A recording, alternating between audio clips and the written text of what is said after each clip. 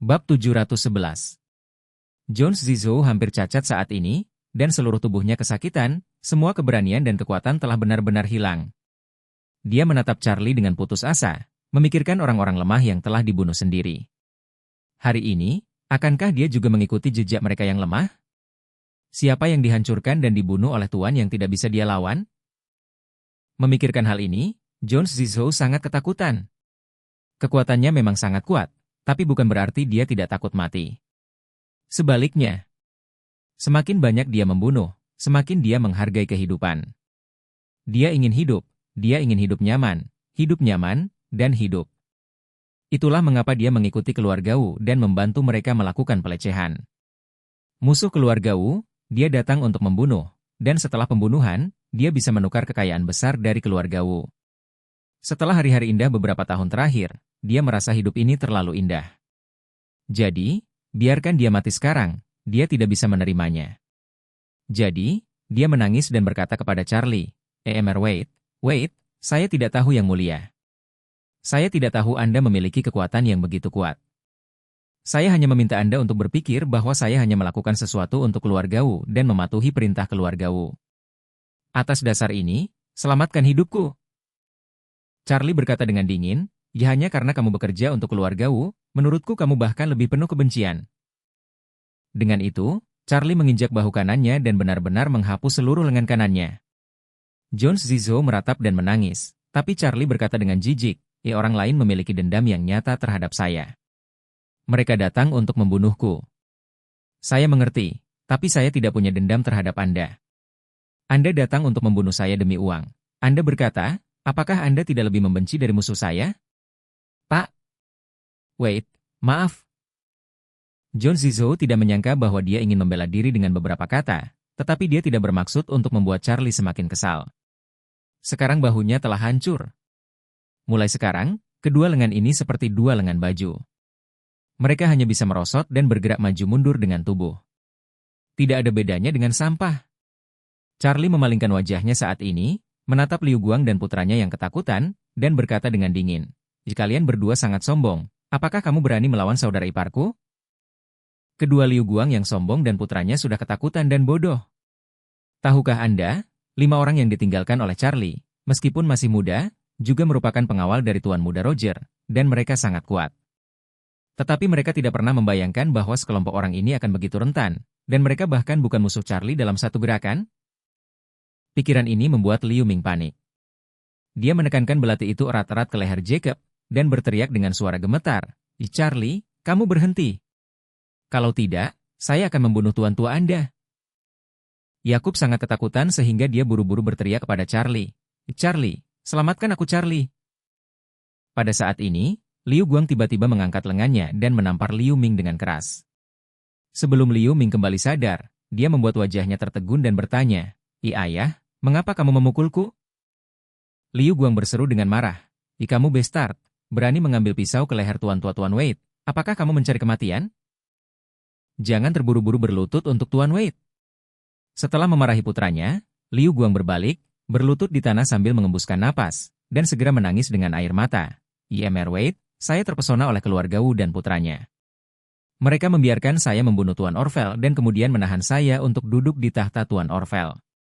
Mereka juga mengatakan bahwa mereka akan membunuhmu dan berbicara untuk putranya. Mohon dibaca demi kebingungan sementara saya, maafkan saya. Liu Ming adalah seorang pemuda yang terpana, tetapi Liu Guang tidak. Dia tahu betul bahwa situasi saat ini telah sepenuhnya ditarik kembali oleh Charlie sendirian. Jika dia masih bertarung melawan Charlie saat ini, itu akan menjadi lentera di toilet dan kematian akan segera terjadi. Tentu dia sangat ingin duduk di posisi Pak Orvel, tapi dia juga butuh nyawanya untuk duduk di tempat itu. Oleh karena itu, pada saat ini, keluarga Wu, keluarga pertama Orosil, dan kaisar bawah tanah Orosil bukanlah apa-apa baginya. Dia hanya ingin bertahan dan bertahan dengan baik. Jika tidak, bahkan jika Charlie mengalah dan membiarkan dirinya bertahan, dia mungkin akan berakhir seperti Jones Zizou. Bab 712. Zizou ini sudah menjadi orang yang tidak berguna. Dia bahkan tidak akan memiliki kemampuan untuk menyeka pantatnya. Kedua bahu telah hancur total, dan daging serta jaringannya juga pecah menjadi lumpur. Hal pertama yang harus dilakukan saat dibawa ke rumah sakit adalah amputasi kedua lengan. Dia tidak ingin menjalani kehidupan yang lebih buruk dari kematian. Pada saat ini, Liu Ming ingin mengerti bahwa tidak ada gunanya dia berpura-pura menjadi kejam dengan Charlie. Seorang pria seperti John Zizou memukuli bawahan Orvel dan memotong mereka seperti melon dan sayuran. Di bawah tangan Charlie, tidak. Apa triknya? Bahkan jika dia benar-benar menggunakan pisau di tenggorokan Yakub, dia takut Charlie akan dapat membunuhnya dengan alasan menyelamatkan nyawa Yakub. Jadi, ayah tahu urusan saat ini. Memikirkan hal ini, dia juga berlutut sambil terengah-engah, menangis dan berkata, "Mr. Wade, saya salah, maafkan saya. Ayah saya dan saya datang hari ini karena penganiayaan oleh Tuan Muda Orvel. Jika tidak, Anda memberi saya 10 keberanian, dan saya tidak berani menggerakkan orang-orang Anda." Setelah berbicara, dia berlutut di tanah, bersujud lagi untuk meminta maaf, menangis dengan getir, dan putus asa. Charlie mencibir dan berkata, sepertinya ayah dan anakmu memiliki keinginan yang kuat untuk bertahan hidup." Liu Guang buru-buru berkata, Tuan Wade, kami juga tersesat dan tahu cara kembali." Charlie mendengus dingin, kalian berdua berlutut untukku. Jika kamu berani bergerak, aku akan mematikan kepala anjingmu." Ayah dan putranya gemetar, dan keduanya berlutut di tanah tidak berani bergerak. Charlie melangkah ke sisi Mr. Orvel saat ini dan merasakan denyut nadinya. Meskipun baru diketahui bahwa dia masih memiliki nafas, dia benar-benar kekurangan oksigen terlalu lama, dan tubuhnya telah rusak parah dan sangat lemah. Orang seperti itu tampaknya mengalami cedera otak yang parah. Meskipun dia belum meninggal, dia mungkin tidak bisa bangun dalam 3-5 tahun, dan bahkan sulit untuk bangun seumur hidup. Charlie tidak tahan melihatnya menjadi mayat hidup. Toh di mata Charlie, Mr. Orvel adalah pria yang tangguh dan setia. Orang seperti itu jarang terjadi, dan dia tidak bisa begitu saja melihatnya menjadi orang yang tidak berguna. Jadi Charlie memblokir penglihatannya dengan tubuhnya, dan dari sudut yang tidak bisa dilihat siapapun, dia mengeluarkan pil permajaan dari sakunya dan memasukkannya langsung ke mulut Mr. Orvel. Karena merupakan obat rahasia yang disempurnakan dengan resep kuno yang hilang, obat ini meleleh di mulut dan memiliki khasiat yang luar biasa. Oleh karena itu, obatnya dengan cepat berubah menjadi arus hangat dan masuk ke organ dalam Tuan Orvel. Segera, Tuan Orvel bangun dengan tenang dari keadaan sekarat. Mr. Orvel sudah dalam keadaan koma, tapi tiba-tiba dia bangun, membuka matanya, melihat Charlie tepat di depannya, dan tidak bisa berkata-kata karena terkejut. Dia tahu bahwa dia sedang sekarat sekarang, tetapi dia tidak tahu mengapa dia bangun tiba-tiba sekarang. Dia tidak bisa menahan diri untuk tidak berseru, Mr. Wade, apa yang terjadi? Aku tidak mati." Charlie mengangguk dan berkata dengan ringan, "Kamu tidak bisa mati selama kamu bersamaku." Mr. Orvel sangat berterima kasih dan berseru, Mr. Wade, terima kasih atas anugerah yang menyelamatkan hidup ini." Setelah selesai berbicara, dia berkata dengan perasaan bersalah, Maaf, Tuan Wade, karena saya membiarkan mereka menyakiti ayah mertua Anda." Charlie melambaikan tangannya, Itu bukan salahmu. Lagi pula, ayah mertuaku tidak terluka." Tuan Orvel menghela napas lega sekaligus, dan saat berikutnya, dia merasakan aliran panas yang kuat di tubuhnya, yang berenang di sekitar tubuhnya. Aliran panas ini tidak hanya menyembuhkan lukanya, tetapi juga membuat tubuhnya menjadi lebih baik dan sehat. Dia merasa tubuhnya menjadi lebih kuat dan lebih muda dari sebelumnya. Awalnya dia memiliki beberapa presbiopia, tetapi melihat Charlie pada saat ini, menjadi lebih jelas dan lebih jelas. Dia mengamati Charlie dengan tercengang, gemetar karena kegembiraan, dan bertanya dengan suara gemetar, Mr. Wade, kok bisa di tubuhku? Mungkinkah permajaan? Bab 713. Hari ini di pesta ulang tahun Pastor Song, Orvel telah melihat pil permajaan, dan dia juga melihat betapa ajaibnya itu. Namun, dia tidak berani berharap mendapat kesempatan seperti itu. Oleh karena itu, meskipun dia merasa seolah-olah telah meminum pil permajaan, kejadian ini terlalu mengejutkannya. Oleh karena itu, jauh di lubuk hatinya, dia tidak yakin apakah dia benar-benar meminum pil permajaan. Charlie tersenyum sedikit dan buru-buru menatapnya diam, dan berkata dengan ringan, ini kesempatanmu, rasakan dengan baik." Tuan Orvel menangis saat ini. Dia tahu bahwa yang dimaksud Tuan Wade adalah memberi dirinya kesempatan. Dia tidak bisa membayangkan bahwa dalam detik terakhir, dia hampir mati. Dan di detik berikutnya, tidak hanya dia tidak mati, tetapi dia juga mendapat kesempatan besar yang diberikan Tuan Wade padanya. Pil permajaan. Peluang besar yang bahkan tidak berani dia impikan, tiba-tiba datang tanpa diundang. Pada saat ini, kesetiaan Tuan Orville kepada Charlie hampir meledak. Dia bahkan merasa hidupnya diberikan oleh Charlie. Mulai sekarang, setiap detik hidupnya adalah untuk Tuan Wade.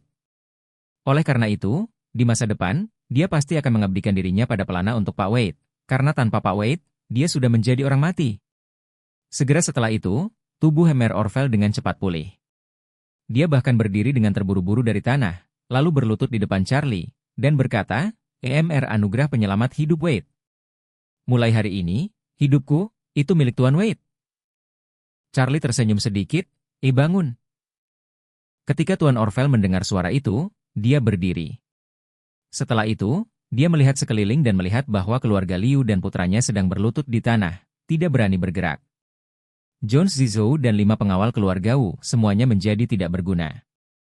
Dia tidak bisa membantu tetapi mendesah bahwa kekuatan Tuan Wade benar-benar tak terduga. Dengan begitu banyak orang, mereka bahkan tidak menyakiti Tuan Wade. Segera, dia tidak bisa menahan diri untuk bertanya, EMR Wade, apa rencanamu dengan orang-orang ini? Apakah Anda membunuh mereka secara langsung? Atau? Charlie sedikit tersenyum dan berkata, ayo, mari kita pergi ke persidangan pertama dan menghukum mereka. Sheng Tang? Tuan Orville bertanya dengan heran, Tuan Wade, apa maksudmu? Charlie tersenyum dan berkata, itu adalah kepala prefek kuno yang dipromosikan ke pengadilan. Tuan Orville mengangguk buru-buru, memindahkan kursi, dan berkata sambil tersenyum, Tuan Wade, silakan duduk, ayo dipromosikan. Charlie tertawa, duduk di kursi, menunjuk ke arah Liu Guang, Liu Ming, dan berkata dengan dingin, penjahat Liu Guang dan Liu Ming, kalian berdua adalah anjing untuk keluarga Wu dan kamu berniat untuk membunuhku. Liu Guang dan Liu Ming ketakutan dan membungkuk, menangis, Tuan Wade, maafkan aku, Tuan Wade. Kami dipaksa untuk tidak berdaya. Charlie tersenyum acuh tak acuh, dan berkata dengan murah hati, karena kamu juga disihir oleh orang lain, maka pejabat ini akan menyelamatkanmu dari hukuman mati. Ketika keduanya mendengar ini, mereka sangat bersemangat hingga mereka hampir menangis. Tetapi Charlie melanjutkan dengan mengatakan, dosa besar dapat dihindari, dan dosa yang hidup sulit untuk diampuni. Jika kalian berdua ingin bertahan, itu tergantung pada kinerja kalian. Liu Guang dan Liu Ming mengungkapkan pendapat mereka satu demi satu. Tuan Wade, mulai sekarang, kami ayah dan anak akan melayanimu sebagai sapi dan kuda. Selama-lamanya. Charlie melambaikan tangannya, aku tidak ingin kalian berdua membebani aku.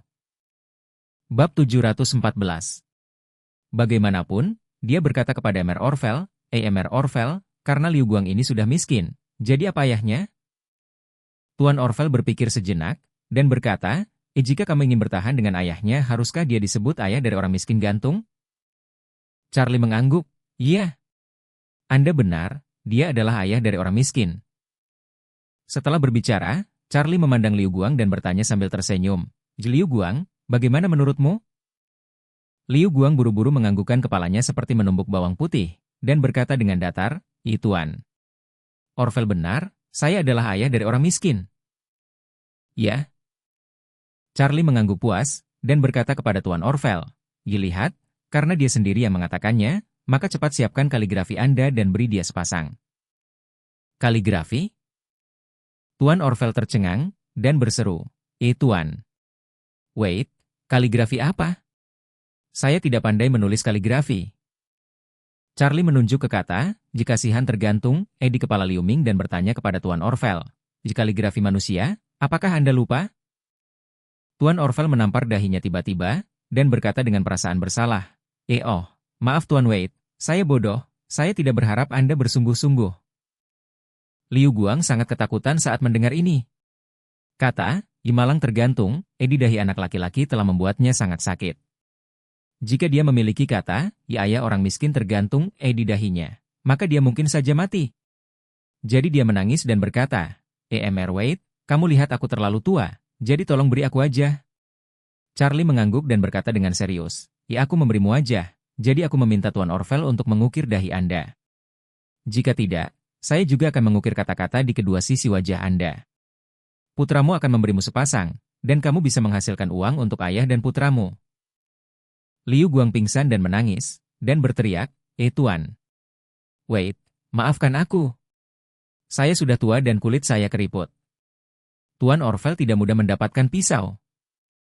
Tuan Orvel mencibir, "Beliau Guang, jangan repot-repot, tangan saya sangat stabil, bahkan jika dahi Anda penuh dengan lipatan besar, saya bisa mengukir kata-kata untuk Anda." Yakub buru-buru berkata dan mengeluh saat ini, menantu yang baik, Liu Guang ini bukan masalah. Dia akan mengukir kata-kata, ayah mertua yang malang, di dahi saya, dan dia berkata bahwa dia harus bekerja lebih keras untuk mengukirnya di tengkorak saya. Liu Guang bergidik, menangis dan berkata, Tuan. Wilson, saya bercanda. Kau biarkan ibumu omong kosong. Yakub berteriak dengan marah, pisau anakmu baru saja mengenai dahiku. Jika bukan karena menantu saya datang tepat waktu, saya akan meminta Anda untuk mengukirnya. Liu Guang buru-buru berteriak kepada Charlie, Tuan. Wait, saya benar-benar bercanda dengan ayah mertua Anda, tidak tulus. Charlie berkata dengan dingin, saya tidak peduli apakah Anda tulus atau tidak, saya akan memberi Anda pilihan sekarang. Juga, Anda bisa membiarkan Tuan Orvel menyelesaikan ukiran karakter tanpa bergerak, atau saya akan membiarkan Tuan Orvel mengambil pisau dan mengebiri putra Anda, dan ia kebiri di depan Anda. Pilih pilihanmu sendiri. Ketika Liu Ming mendengar ini, dia menangis dan berlutut di depan Liu Guang.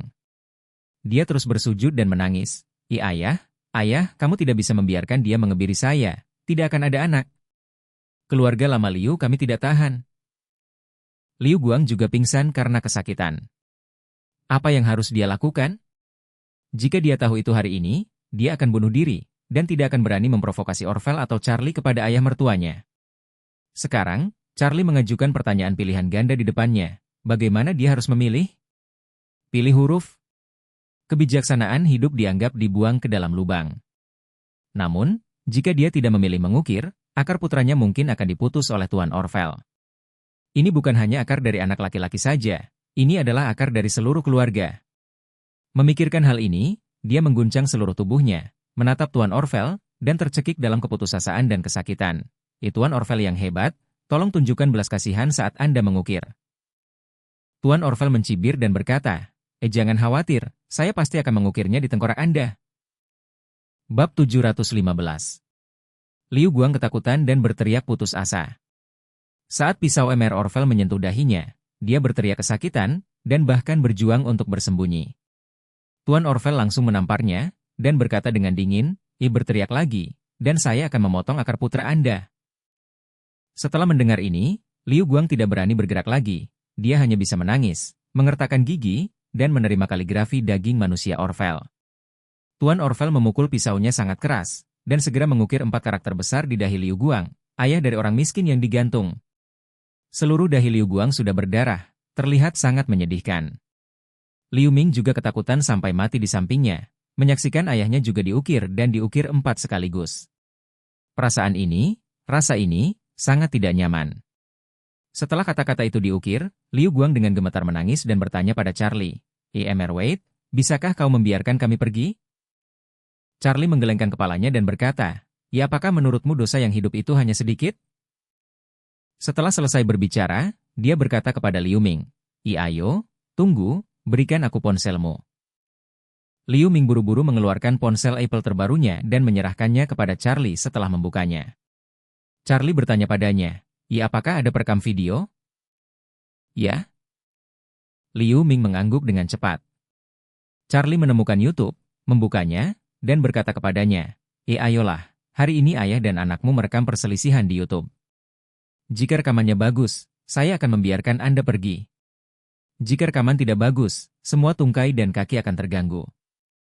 Ayah dan anak itu buru-buru berkata, Tuan. Wait, kami bisa melakukan apa yang kamu katakan. Selama kamu tidak membunuh kami, semuanya baik-baik saja. Ya. Charlie mengangguk sedikit dan berkata, ayo, aku akan memberitahumu tentang dialogmu. Kalian berdua telah menghafalnya. Anda tidak salah. Apakah kamu mengerti? Keduanya mengangguk seperti bawang putih. Saya mengerti, saya mengerti. Baik. Charlie mencibir, meminta mereka berdua untuk maju ke depan, dan mengatakan garis yang dia rancang untuk mereka.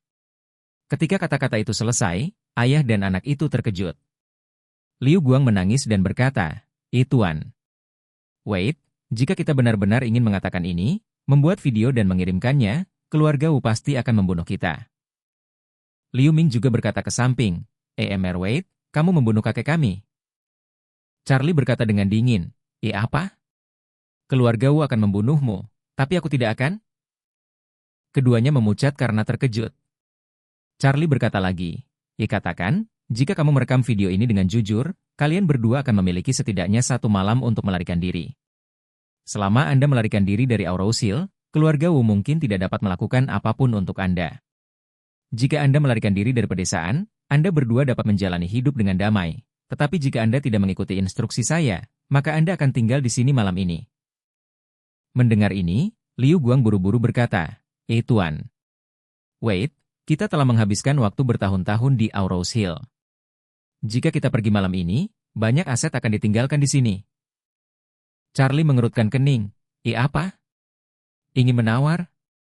Lupakan, jangan rekam, serahkan saja.